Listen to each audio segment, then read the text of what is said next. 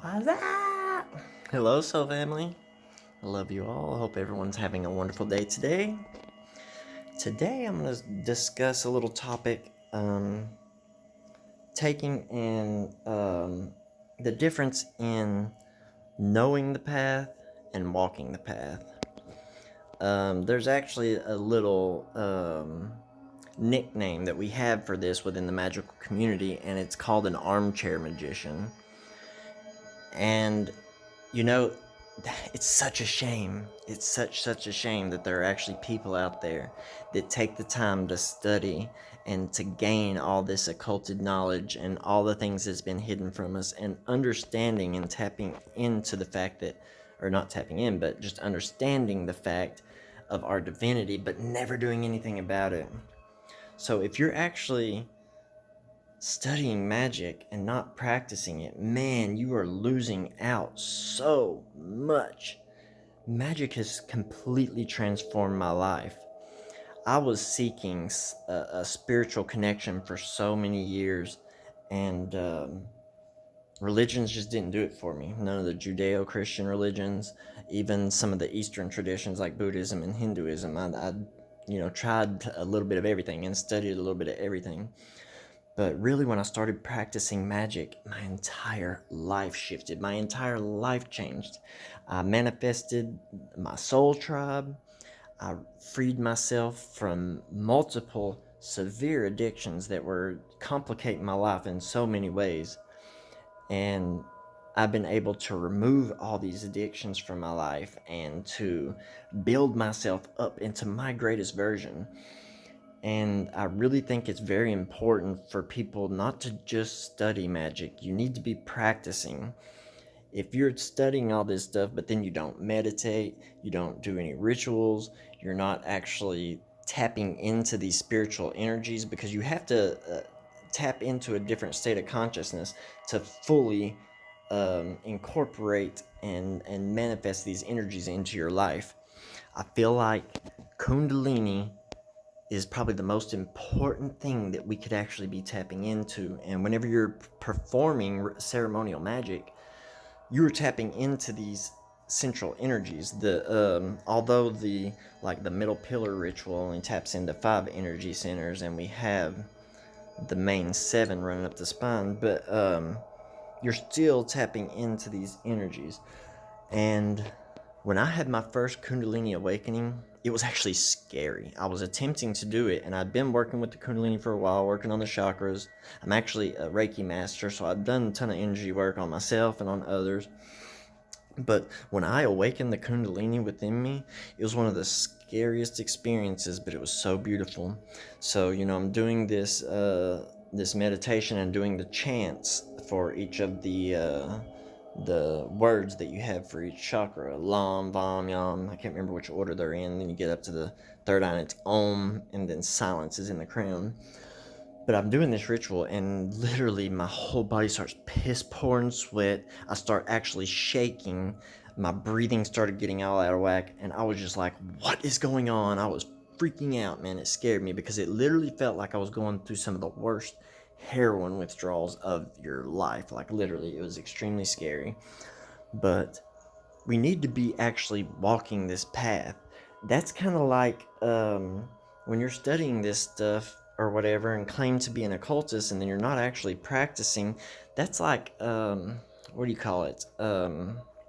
Not heresy. I'll be darned, I can't believe I can't think of this word. People are hypocrites. It's being hypocritical because you're not truly an occultist unless you actually practice and you're actually performing magical rituals. You're actually manifesting, whether you're using chaos magic, ceremonial magic, or just simple like candle and moon magic. You need to be practicing. That is the most important part. And one of the most important parts of a magician's tool belt is meditation. Meditation leads to the gateways of the astral and beyond. What's that kitty doing? Get down off the door, little weasel. Your mommy's working. But yeah, it's very important that we actually practice these rituals and routines and meditations, and we actually really tap into the full potential of our divine inner being. Awakening the Kundalini does something to you. It actually it makes your mind work on a level that's so much more advanced than before awakening the Kundalini. This is our divine birthright. It has been bred out of us from all these cell towers, spray in the sky, fluoride in the water, heavy metals in the food, heavy metals like aluminum, zirconium, strontium in the sky. I mean, they're doing everything they can.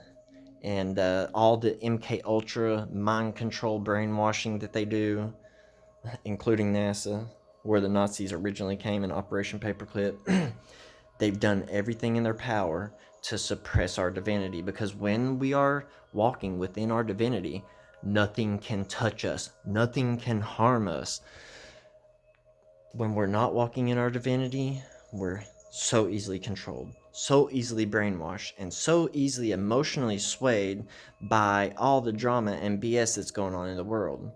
If you're still getting attached to things that's showing on the news and letting all these riots and the COVID and all the horrible shit that the government's doing to people, if you're allowing that to get in your emotions and you start getting emotionally upset, you got a lot of work to do.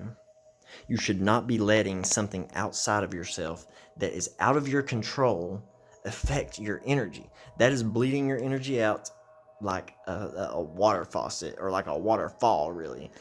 Anytime you get emotionally attached to something like this, you are losing mad energy. And the name of the game in this matrix is energy. You want to build up your energy. Have your chi, prana, whatever you want to call it, universal life force energy. You want it full. You want it to its maximum amount. You want yourself to be able to literally move mountains with your words. You know, even in the Bible, if you're religious, Christ said, you shall do greater things than these, saying that we will be able to perform more miracles than him. And a lot of people hate on this, but the truth is, Christ never claimed to be the Son of God, the only begotten.